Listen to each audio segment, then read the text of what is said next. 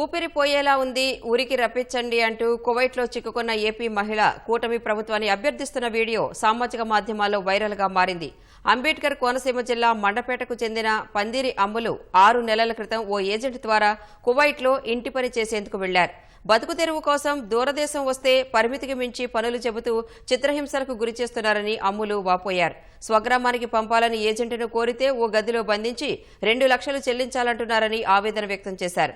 తినడానికి తిండి లేక ఆరోగ్యం క్షీణిస్తోందని కూటమి ప్రభుత్వం స్పందించి తనను ఇంటికి చేర్చాలని కన్నీటి పర్యంతమైంది.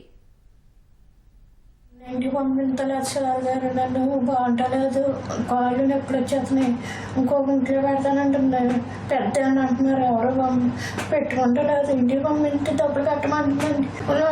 6 నెలలు అయిందండి, 2 నెలల జీతం అదే తీసేసుకుందండి. చాలా బాధపడుతున్నాను, తిండి అది ఏం పెడతా వచ్చిన కానీ ఏం లేదు, నాకు ఆరోగ్యం బాగాలేదు. లోకేష్ బాబు నన్ను ఇంటికి రేపించి ఆంధ్ర మండిపెట్ట, నాది మా ఆయన చచ్చిపోతే కూడా అసలు అప్పు ఉందని వచ్చింది ఆయన.